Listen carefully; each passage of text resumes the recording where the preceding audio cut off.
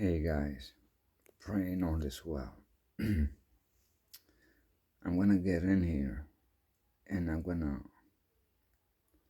talk about a subject that has been a point of contention down here since the inception of this country, and that is racism. I'm going to speak from my experience, excuse me, and what I believe has transpired and what has caused issues for us as a people. I am Puerto Rican, right? I was born in the States. I am 55 years old. I was born in 69. My parents got to America sometime in the 50s. My mother had 9 kids. I believe 5 of us were born in the States, the other 4 in the island, or vice versa. Anywho, a Puerto Rican. What makes up a Puerto Rican? A Puerto Rican is a mixture of 3 different types of people. We have the Taino Indians that were those people, they were all over the place in South America, the Taino Indians. There was Taino Indians in Santo Domingo, in Cuba. They were just all over the place, it seems like. Apparently, by all accounts, they tended to be a peaceful people. That's what I've heard. I believe that too, because my people tend, though we might be crazy just like any other race, but we tend to be some good-hearted people, at least my family. So the Tainos, then the Spaniards came. The Tainos accepted them. They welcomed them. But the Spaniards weren't alone. They were accompanied by people that did not want to be there with them, and that were the slaves. Right? So they got together, of course, things happened. The Spaniards left after X amount of years. Some stood behind, the African slaves. Some went to Haiti. This was before, yeah, I'm sure some went to Haiti, who were the first ones to get their freedoms, by the way, from the slave ships that came and all of that. At least that's what I was taught, or read, actually. Anyway, so the mix of those 3, that's a Puerto Rican. Now let me say this, because it must be said. Those Spaniards, okay, this is how they came about those slaves. There are people, I thought that also, and many throughout history. It's like when you're young, you get taught one thing, and when you learn, you realize that wasn't it. The Spaniards, when they landed on the shores of Africa, they quickly learned they couldn't just walk into that continent. It's like they landed, and when they went in and they started going inland, they started getting sick and they were dying. So they didn't want to go inland. So how did they get the slaves? Well, there was tribes there. Those tribes used to fight each other, kidnap each other. And when they did, and those ships came with all sorts of goods, and they would trade. And unfortunately,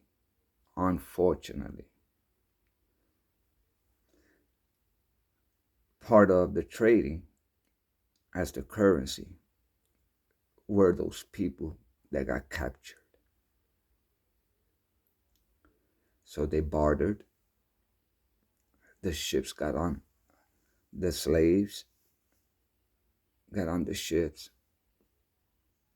Unfortunately, so many didn't make it. Or fortunately, it all depends how you look at it. And eventually, they made their way to America. And that's how we got slaves. Okay. There was a war that took place in America, which was called the Civil War. There were some people that wanted to continue to keep slaves, have slaves, while a majority of the country didn't want slaves, or they didn't believe they should be slaves.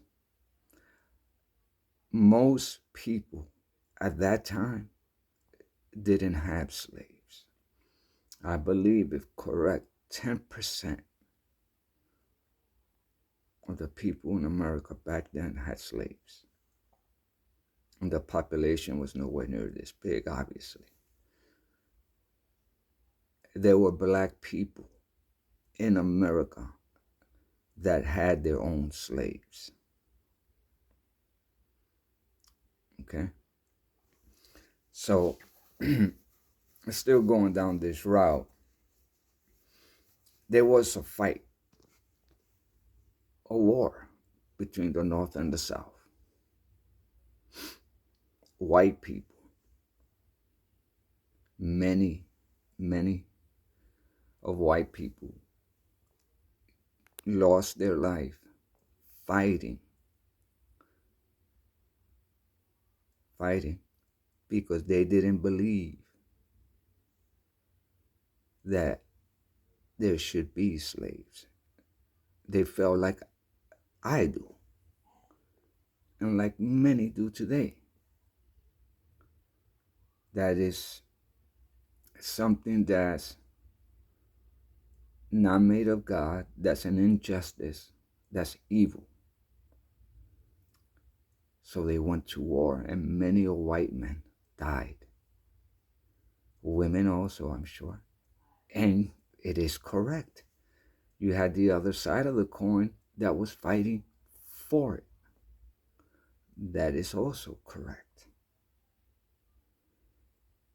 That just goes to show that there is good and bad in everyone, in every race. That's what that shows right there. It also shows that most want good. They prefer good. They side with good. All right? So then, Lincoln and all that, there was a time there, right, that those Americans, known as Black Americans, African Americans, those Americans, they were making a name for themselves. They were thriving. The first black politicians were Republicans. And they were doing their thing. They were in the House and the whole 9 yards. They were shaking stuff up. The South then went with the Jim Crow. And this ain't about the Democrat and the Republican. It's just sprinkled in this conversation. right? But in the north, the New York area and all that, they weren't going for that. That's why you had the migration up north that you did. When they were doing the underground, the passage for the slaves, they were going up north. See? Now, after that got abolished, then, they went through the whole thing, segregation of schools, seen, I didn't see it personally, but the documentaries of, I forget the little girl's name when she was taken to school by armed guards.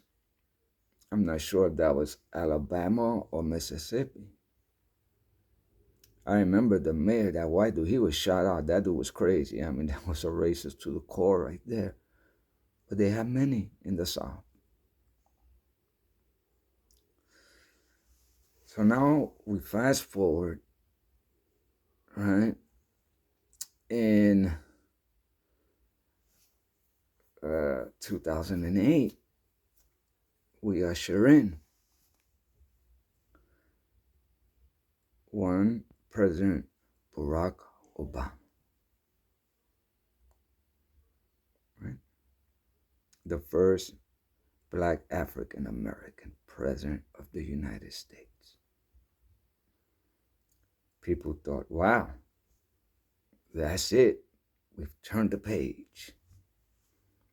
We've turned the page.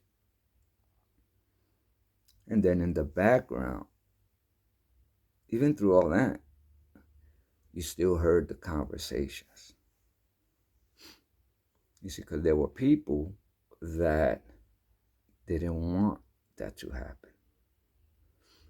Looking at you, Al Sharpton, race hustler. Let's take a look at Joy Reid,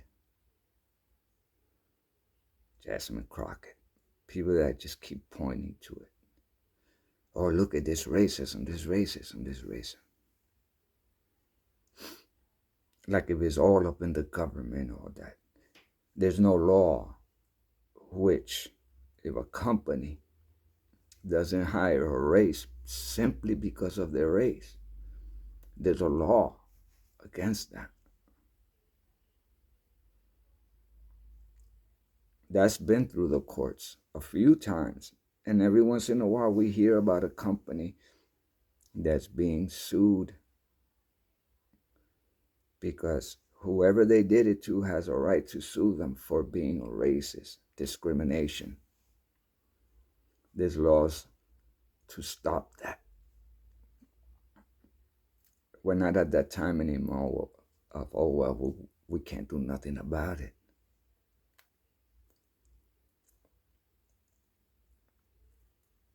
Now comes to my personal, excuse me. This is my cup of coffee. Excuse me.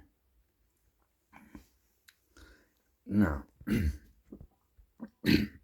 this is what I believe about the whole thing that's going on today. And let me explain why I believe I could speak something about this. My current wife on paper, she's African American. I already explained what a Puerto Rican is. It's a Taino Indian, a Spaniard, and an African. That's why we have Puerto Ricans that look like myself, and you got Puerto Ricans that look straight like an African from Africa, straight up. That's why I got two sisters that pass as an African. Yeah, you look at their hair and whatnot, and you're like, wait a second. But skin-wise, as far as the color goes,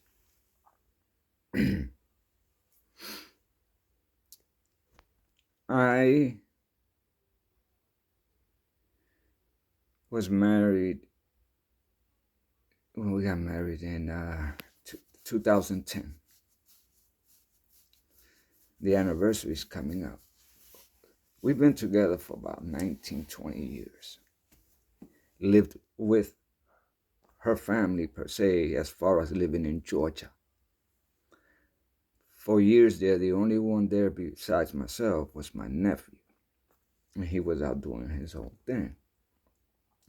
So Christmases, Thanksgiving, all that was around them. So I got an inside look view. Not only that, I've dated many of African American females.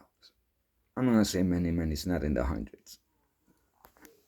It's probably like, anyway, it doesn't matter.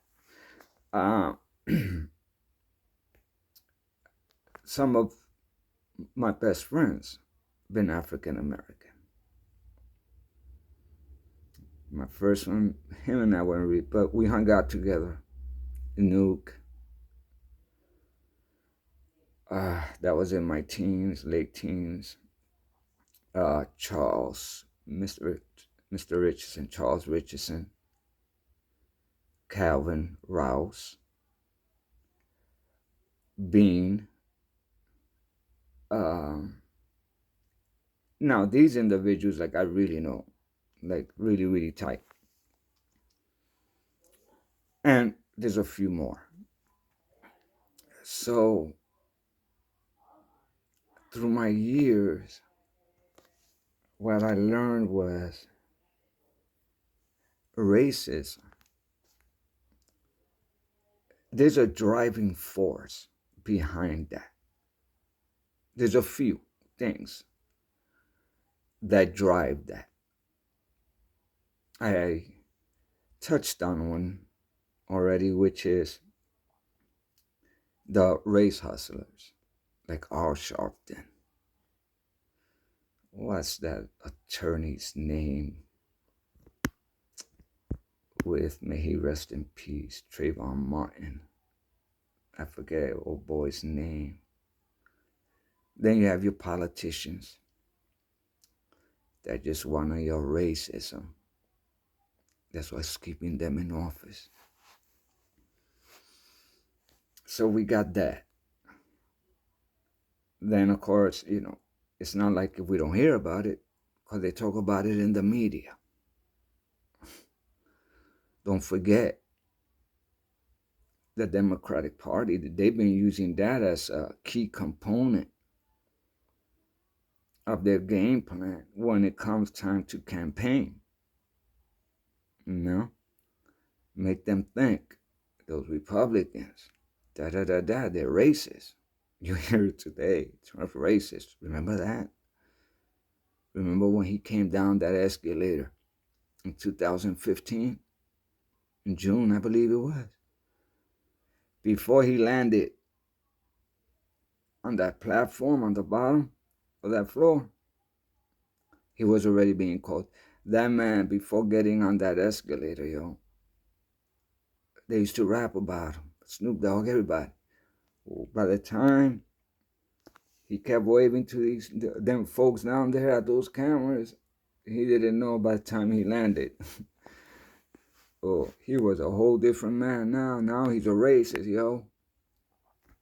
Yeah, it was just the darnest thing. Just from 1 second to the day. Next. Go figure. Wow.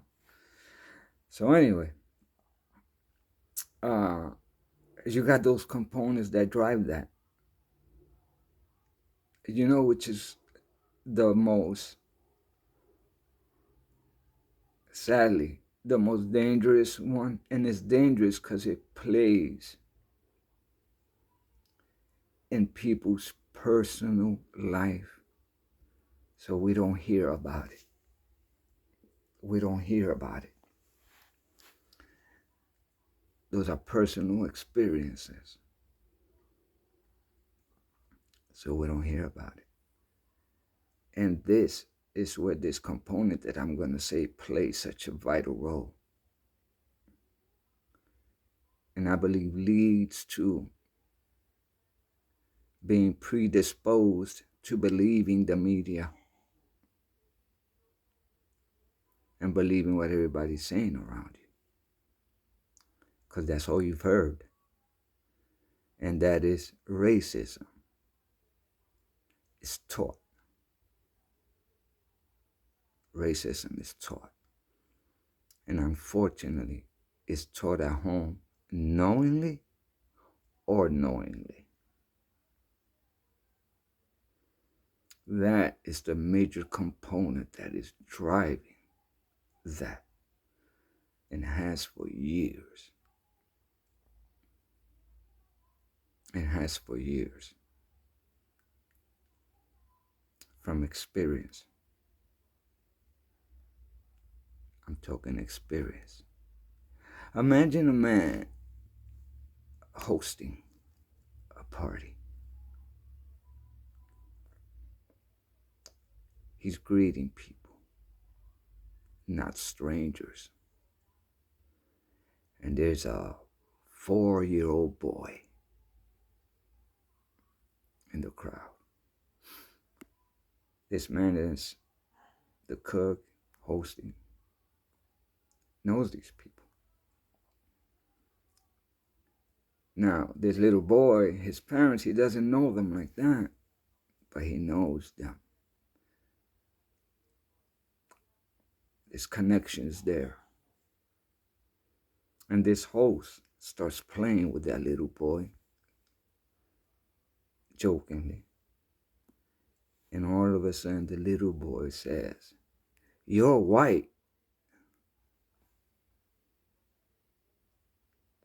You could hear a pin drop.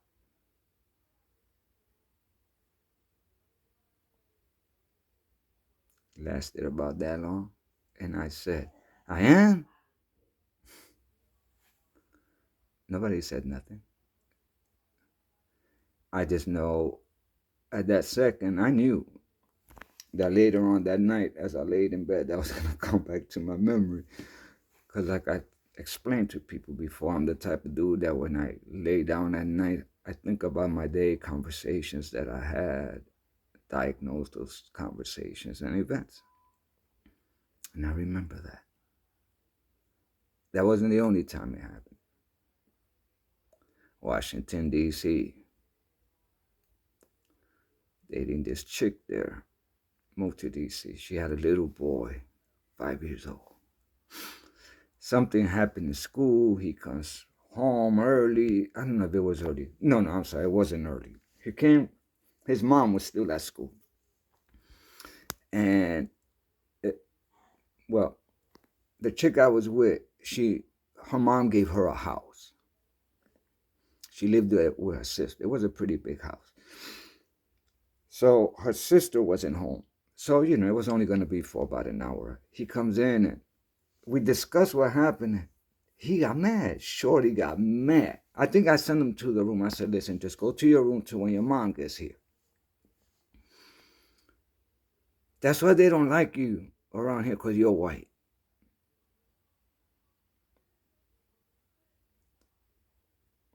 I think I lasted, I was there another 2 weeks. I was gone. I knew it wasn't going to work out. I said, "Oh, this is a disaster." I said, I'm not going to say it was a loss. I was just like, okay, fine, I'm out. I had already told her, "Hey, let's move out of here and go to Georgia, go to Atlanta. Let me go first because I already knew Atlanta. And then you follow." She was like, "No, I ain't going, my house and all that." So I knew she wasn't going to go. Because, that place was straight in the hood. Another one of those, the bluff from Atlanta, over town from Miami type places like that, yo. It was the hood. I'm talking about open air markets. I was like, oh no, I done left. I left where I was born at I ain't going back to this. I was like, oh, no, no, no. I'll have none of that, thank you. So, 5 years old. Yeah, 5 years old. And you heard me say knowingly or not knowing. You have conversations around a 4-year-old and you think they're not picking up on it. People think they're not picking up on it, but they are. I mean, they have a crayon box, don't they? Unlike what I've heard said, white ain't no color. And somebody said, oh, really? I guess you must have never had a box of crayons before. And I was like, good answer. So I've adopted that answer. It's taught. It's taught at home. So when they come out to the world, they're looking for it. Any sign of it. And when you're looking for something, you're gonna find it. And at times you find it and it ain't even there. It ain't even there. It's just they said something you didn't like because you didn't want that answer. Maybe they told you no. Mm-hmm. Maybe you were told no by when you were 5 by a white school teacher.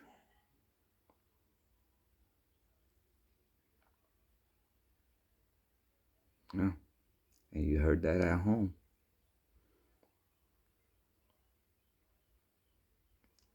In your little mind, why do I have to sit in the back? Well, yes, you are a girl. You are 6. But you're also 4'3". You're above the average height. That's why. But in the brain, she looks at her skin color. While the dad is telling the mom how he didn't get the job because he's black.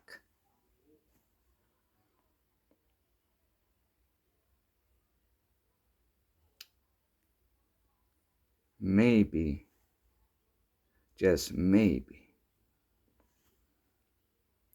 is how long he's been doing it, experience,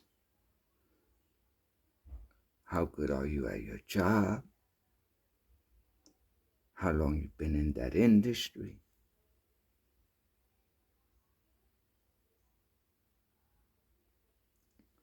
Maybe even God telling you, I got something better. But they remember what happened when they were 5 years old. That subconsciously is still in there. Or they might remember it. What's the difference between they were 5 or 7? Would it not have the same effect?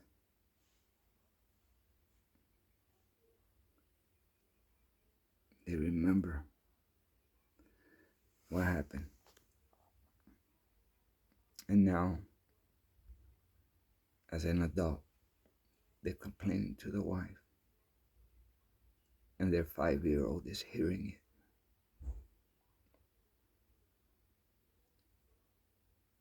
Sometimes you find something and it's just not there.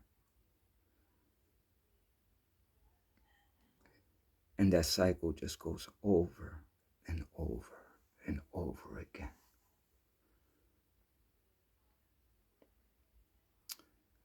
Racism is never gonna stop as long as we know Earth and all of us together like this.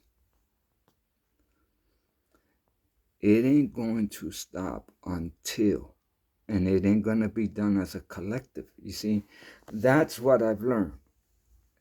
If we think there's anything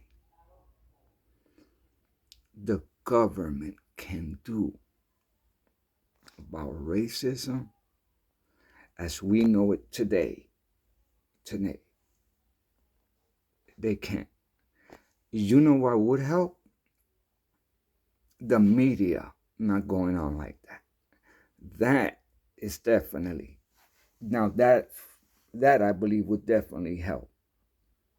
Okay? When a news station, listen to this, when a news station plays an event, okay? Black African American boy, 16 years old, shot by the police, unarmed, unjustified killing. I'm thinking and knowing, and yes, he did that. I'm with you. Lock him up.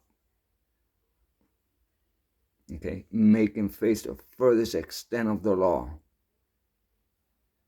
I agree with you. You know, I agree that when it is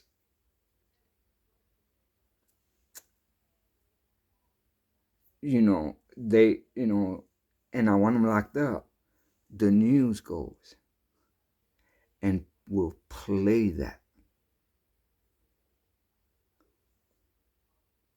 for the next 3 months, for the next 3 weeks. It'll play out 24/7 on CNN, MSNBC. Just play it. Different people, same subject. Different people, same subject. All right? I promise you, if there was only 3 cases in all of America in 1 year, right, of law enforcement unjustifiably murking a African American, right, which means that officer should and could get up to the death penalty, and I would be in agreement with that, right? But we as a people, if not aware of this, would think there are thousands and thousands of African Americans out there getting killed by law enforcement, yo. Yeah. So much so they will put their hand on the Bible. And it's not so. The media has you thinking that. Case in point. Check this out. Anybody ever heard of a show called The Honeymooners? Black and white. When I watched The Honeymooners the first time, I watched them black and white, and not because of anything. It's just that's what we had back then. Well, there was color TV, but we weren't buying no color TV back then. I don't even know what the price was. And whatever it was, I definitely couldn't afford it. I was too young. But you would think that The Honeymooners played for 10 seasons.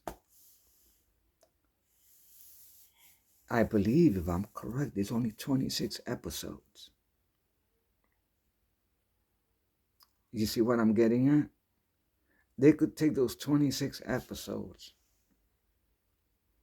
and stretch them for 2, 3 years, and you would think, but you would not think, well, that's all they have.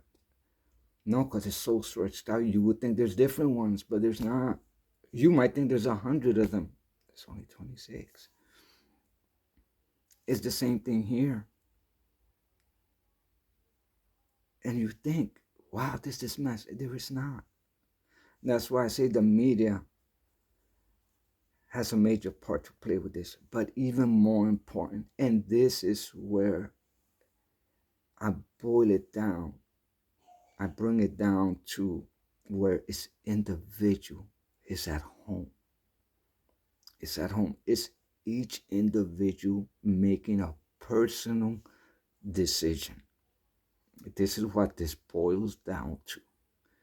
There is nothing the media is going to do to end this. Period. The government, period. Thank you, Lord. Each African American, okay, within their heart has to make a decision whether to forgive what has transpired in the past or continue to fight people that ain't even there. Those people are long gone. Those times are long, long gone. That is when healing truly begins as a race. When people in mass start to forgive what was done to their ancestors in the past, healing begins. And you know why? Because the scripture says that when he does it, when God does it, it's finished. Only then. Each person has to decide, this is going to finish with me. And forgive. And once you forgive, that 5-year-old ain't going to hear what your boss, what you perceive your boss did to you that was unjust. They won't hear that, because that won't be in your heart. And when you start teaching your kids the importance of letting that go, they won't be looking for things that ain't there anymore. They won't be looking for things that ain't there anymore. And again, that's just my own personal opinion. You know, this is crazy. Again, I've been called a cracker on the train, by a black people. And it's not like the black people, it's not like it happened that many times. I think it happened 2 or 3 times. But like I said, it was just that one individual. I'm not going to cast it. I've never had a white man do it, at least not in front of me. I don't. I'm going to end this with this one story. I was locked up in Miami-Dade County. I was probably 23, 24. We went up to the holding cells upstairs. That you be there to the next morning when you go to court. And in the middle of the night, they opened the door, some new guys came in, because that was like that throughout the whole day, whole night. When there was a kid that came in there, he must have been 19. And he was going on. The white man this, the white man that, the white man this, the white man that. And there was a Muslim. I believe he was Muslim. Yeah, he was Muslim. Older gentleman. I remember I was sitting on the metal chair there, or the bench. There was a table. And they were right on the other side, but there was nobody in between us. Everybody was sleeping on the floor, or they had a bed somewhere. And I overheard the conversation, and the Muslim guy asked him, "Why are you here?" "Oh, I got caught selling dope." He said, "Okay." He said, "Where you live?"